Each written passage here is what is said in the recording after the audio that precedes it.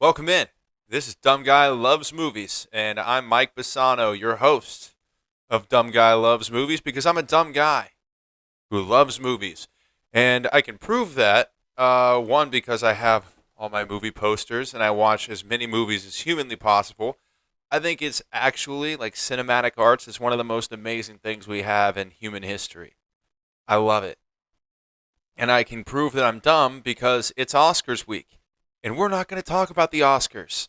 We're going to talk about Hacksaw Ridge from 2016. Why? Because I'm dumb. I'm not worried about listeners or anything like that. I'm just worried about having a good time, man. And Hacksaw Ridge is one of my favorite movies.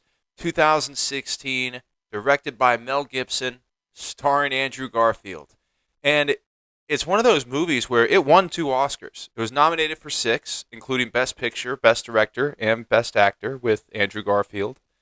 And it won for Best Film Editing and Best Sound Mixing. You have to think about how hard it is for Mel Gibson to be involved with a movie in 2016, because I think now people have sort of moved on. I think we have bigger fish to fry in the world, but back then, Hollywood hated Mel Gibson. By all accounts, they probably still don't like him very much, and frankly, Mel Gibson made some massive mistakes. But as Andrew Garfield said in an interview after this movie, the man he met was not that man. This was someone who was sober, someone who had changed, someone who had grown from the person he previously was into a much more well-rounded human being who seemed very thoughtful and very empathetic. So while all of that might be true, I don't know. I haven't met Mel Gibson. I think South Park said it best. Didn't they say, say what you want about Mel Gibson, but the son of a bitch knows story structure? He does. It does. It's pretty good. But for Hollywood to take notice of that and nominate him for Best Director and give his movie 6 nominations, including Best Picture, can tell you how good of a movie Hacksaw Ridge is. Now, Hacksaw Ridge is the story of Desmond Doss. Desmond Doss in World War II was what is known as a conscience objector. And a conscientious objector, I think. I didn't know this word until I saw this movie. I didn't know a conscientious objector could actually go to war. Like, by the way, Desmond Doss is the most famous one.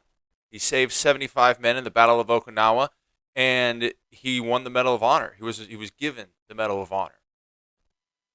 He is the first conscientious objector to ever win the Medal of Honor. And I think even more today, his story is one that inspires a little bit more, because as we see war throughout the world today, I think a lot of us are coming under the understanding that neither side wins. Neither side is better. And these people who go off to war, these soldiers, they're fighting the war and the battle of rich men who don't give a fuck about them.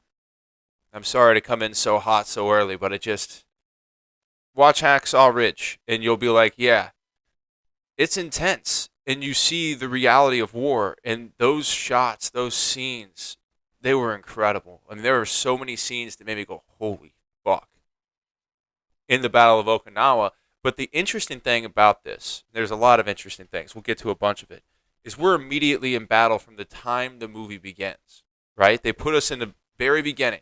We see the horror of war and why it might make sense to us to see a person like Desmond Doss who wants to go there and he wants to help put a little bit of the world back together while it's trying to tear itself apart. We can understand that, I think, even more now, looking at some of the wars going on around the world and the senselessness of it all, and how much of it is power driven, how much of it is ego driven, and how little the people who are dying really have to do with any of it. And that's something that can be triggering about this movie. It's triggering for me. But we're immediately shown the battle, and we're immediately shown the religion part of this, because that's a huge part of this movie is religion, specifically Christianity. But in reality, this could speak to any religion. Every religion says killing is bad, right? And we kind of rationalize that as humans, and the government surely rationalizes it for us, where, hey, we interpret that to mean, don't murder people. But if we tell you it's okay to kill, then it's okay to kill, right? That's how they interpret it. Desmond Doss didn't. And he refused to hold a rifle. He refused to hold a gun. That was his conviction. That's how he felt about the world. And, through the first half of this movie, you're going to be sitting there kind of like, well, where's the battle? Now, you get a little bit of the beginning, very little, and then you go through Desmond's life. And it's important because we really understand who this person is. We understand his father. His father, a World War I veteran, and he has his demons, very bad demons. But I think throughout you sort of empathize with him a little bit because we don't have, in the United States today, we don't have great trauma help and mental health devices there and support there for veterans now. We're better, but I think everyone, including the military, could say, yeah, a lot of improvements could be made to the way we deal with trauma, PTSD, and everything else when it comes to veterans today.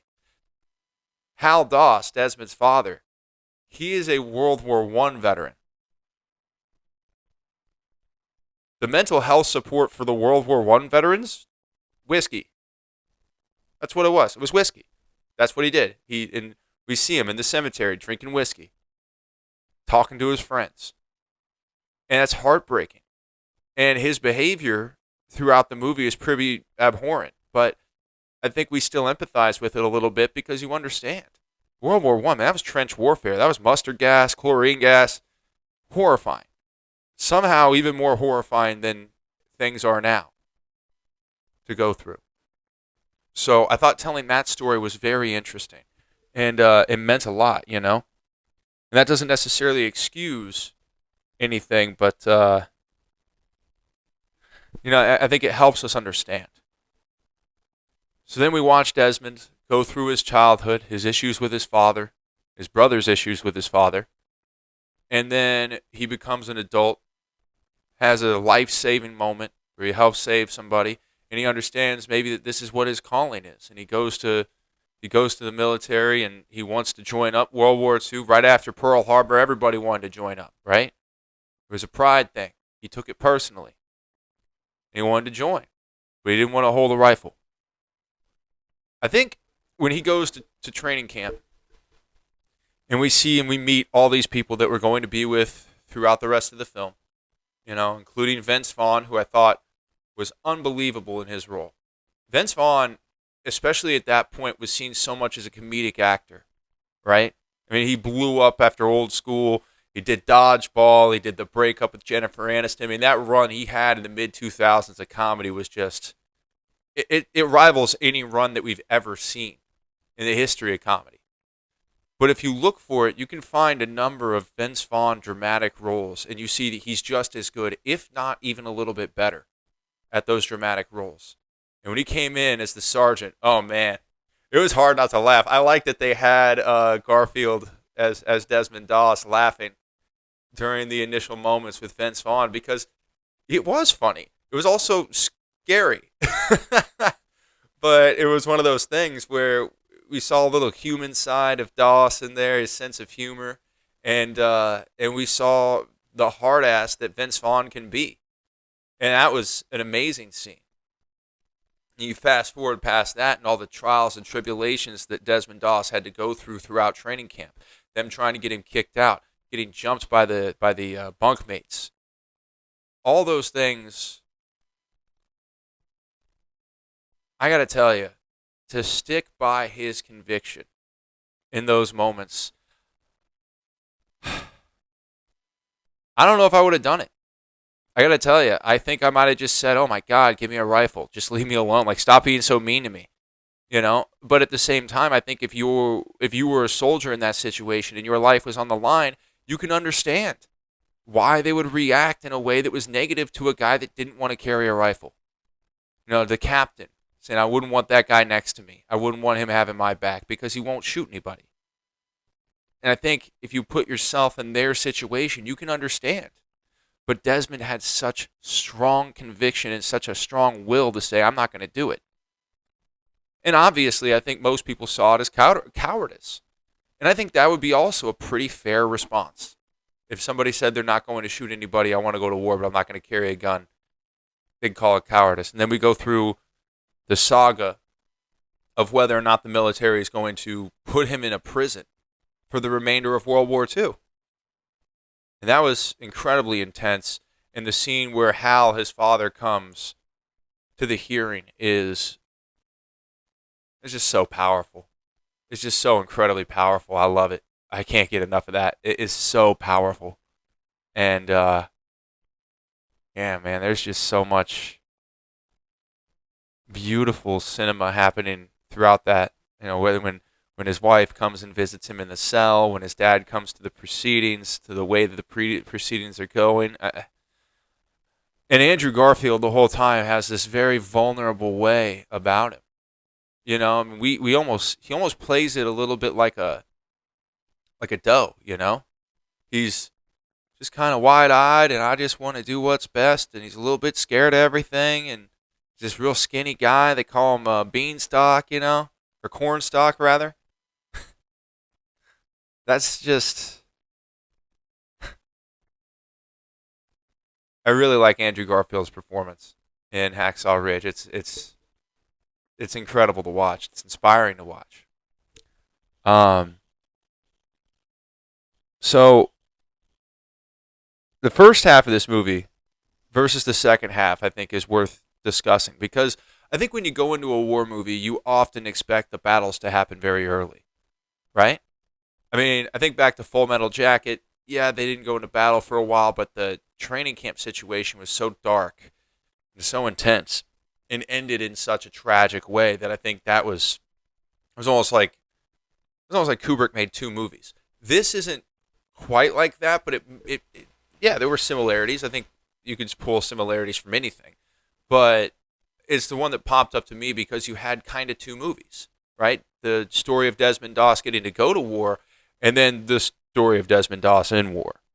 And if you were somebody who's like, where are the battles for the first half of this movie? By the end of the second half of the movie, you're like, I can't take another battle. This is too intense. My heart can't fucking handle it. That's what happens to me. Every time I watch Hacksaw Ridge, I'm like, oh man, this is good, it's good, but I'm excited for the battles. And then as we get into the battles, it just becomes a total intensity fest, right? I mean, there's explosions everywhere, and it's brutal. Mel Gibson, and this is true to his style of filmmaking, does not shy away from the brutality. And what really did happen. I mean, it's not as if these are made-up things that happened in Okinawa in World War II. In Okinawa in World War II, there was more death than there was after the two A-bombs that the United States dropped on Hiroshima and Nagasaki.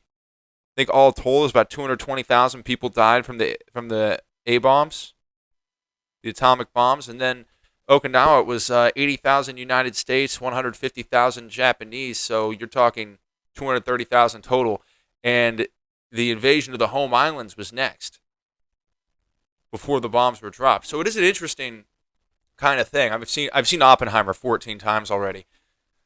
It's who I am. I love movies. I'm a dumb guy who loves movies, you know. But I think it's an interesting conversation, because after Oppenheimer, I think everyone walked out of that movie thinking, my God, there was a time in this world where we couldn't destroy ourselves. What did we do? But at the time of the dropping, if they were looking at sheer numbers as far as lives saved, if the U.S. invaded the home islands of Japan, we're talking about probably 500,000 deaths.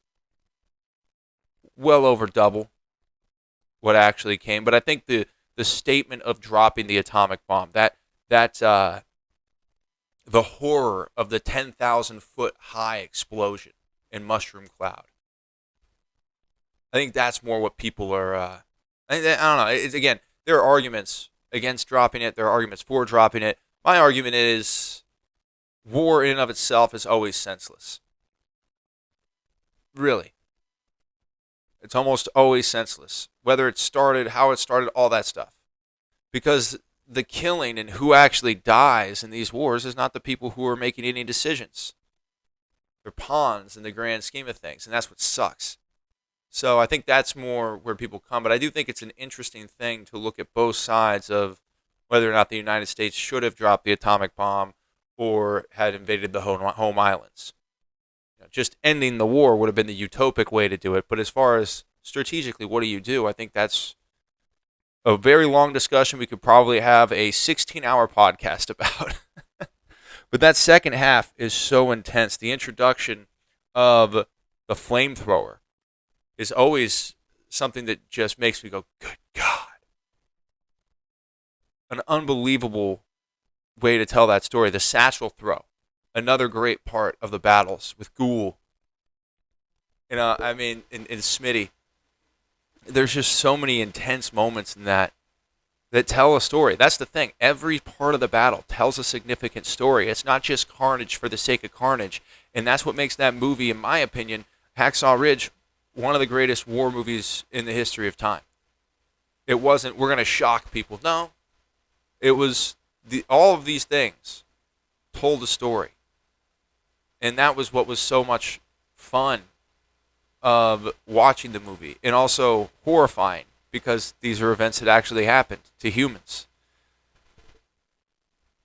And then, of course, there is the please, Lord, help me get one more, right? The moment where that turning point where Doss just goes rogue and starts saving people. 75 people he saved at Okinawa. It's unbelievable, man. Just watching that by itself is worth the price of admission, and probably then some, just to appreciate one of the greatest heroes in the history of the United States, in the history of the world, really. I mean, how many people could say that they saved that many people who were injured? Not many, right? Risking their lives simultaneously, right? It's not like they just showed up and he saved them. No, he had to go get these guys and save them, which was just an unbelievable feat. Now, there was a couple of Japanese people that he saved, which I thought was an interesting moment and an interesting thing for Mel Gibson to point out. We'll start with, I'll discuss two parts of that. One, when he lowered a couple of Japanese, and the guy says that, and he goes, they didn't make it. The subtext there was they killed him, or they killed them, right, after they came down. But it kind of goes to show you that after a while, especially in a situation like that, if you're not killing anybody, and you're just a medic, and your whole job is to go help people, I think you probably stop thinking about who deserves help and you just start helping. And then there's the other one in the tunnel, right? The scared Japanese soldier in the tunnel, and Desmond helps him with the gauze. Those are some of my favorite parts because it does cut past this futile discussion of war and what side are you on, anything like that. And it just becomes a human seeing another human that needs help and doing what he can to help him. It was really beautiful. Man, it was a beautiful scene in the tunnel. And it's one that sticks with me every time. There are a few that stick with me throughout this movie. But the tunnel always sticks with me. Smitty, obviously, I think sticks with everybody. And, I mean, I'm giving spoilers, I know, but I think what you should do is go watch the movie. But yeah, when Smitty goes down, that is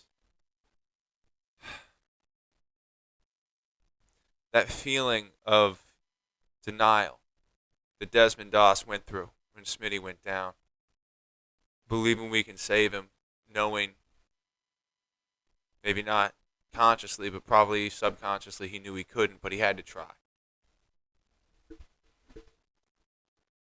That's another moment that sticks with me, And that great shot right after Smitty goes, that great shot is when Garfield starts running back into the fire right? Desmond Doss running back into the smoke after he asked God, "What do you want? What do you want from me?" And he hears the screams of people yelling help, and he goes running back into the artillery strike to try to save more people. It's a beautiful shot.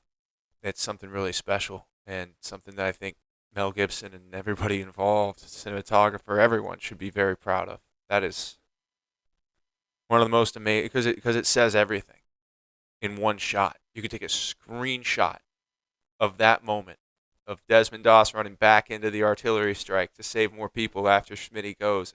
You could that picture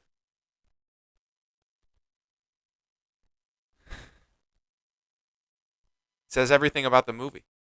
You know, says everything. Um.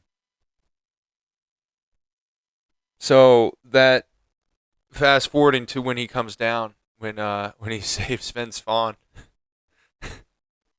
and then he comes down. The reason I'm laughing is I'm thinking about the knot that he ties, the bra knot. It's a great line. It's a funny line. Um, the knot that he ties him up in, and he kicks him off, and he makes it so he doesn't die, and he comes down, and all that happens. He brings Smitty down with him, Smitty's body, and they have that scene where he walks through everybody. That's just, and that's everybody looks at him like like he just went and saved a ton of people, a ton of their friends. The gratitude is very palpable in that moment, and that's beautiful. Then we have the captain come over to him, and he makes the speech, and he tells him he was wrong about him. And then maybe my favorite part of the whole movie, and there's so many amazing parts, it's hard to know, right? But when they have to go up the next day, after they bring Desmond Doss back to camp, and he says, "I know it's your Sabbath. Desmond doesn't work on Sabbath." And he tells him, those guys over there, the other soldiers, they don't believe like you, but they believe so much in how much you believe that they won't go up there without you. Because if you've ever seen anything like that, where somebody just believes in something so much, and they stand for something so much more than you ever could, and I'm in that boat. I'm in that boat. I don't have conviction like Desmond Doss had conviction. Not at all. I would have grabbed that rifle after the second day. After that 20-mile hike, I would have been like, just give me the damn gun. So I don't have conviction like he does. But there's something extremely inspiring when you're around somebody who does. And you wish you could be more like them. And they're a little late going back up onto the ridge because, as they explain over the radio, Doss is praying for us. He has to finish praying for us before everybody will go up. It's really a beautiful moment, you know? And then the rest of the movie plays out. Obviously the United States wins the Battle of Okinawa, which went on for, I believe, like 2.5 months. Something like that. At least a month and a half. I could be mixing that up, but I think it's 2.5 months. Extremely awful battle. So many people died. As I said earlier, 80,000 in the United States, 150,000 Japanese. Unbelievable. It's terrible. And then at the end, we get to hear from Desmond and from his captain in real life, right? The guys, they're in their 80s, in those interviews from the early 2000s. But we got to hear from them. We got to hear the real story and hear the captain say, "I was wrong about him." Ended up being one of the bravest people I ever met.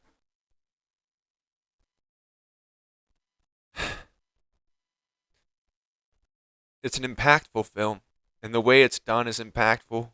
The way it's acted is incredible. I think everyone involved with Hacksaw Ridge, from top to bottom, deserves just immense credit.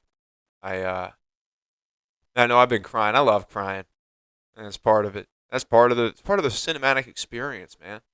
If it doesn't move you to tears, you know, what are we doing? So I think being able to see such an incredible depiction of that battle, of that time period, and of Desmond Doss is just, I feel fortunate to get to have seen a movie like Hacksaw Ridge, and it's on Netflix right now. If you would like to watch it, it was a theatrical release, I believe, but it is on Netflix now. I would strongly recommend, if you love movies, watch Hacksaw Ridge. I'm Michael Bassano, and this has been the first episode ever of Dumb Guy Loves Movies. Because as you saw, I did what I could. I don't know that you're getting a scholarly review here. I think critics are very important. Movie critics, I think they're incredibly important. I am not one of them. I'm not trained to be one. I'm just a dumb guy that really loves movies. And if you enjoy loving them with me, then click subscribe, follow, and I really appreciate you. I appreciate you watching, and I appreciate the fact that you love movies the same way that I love movies. Have a great day.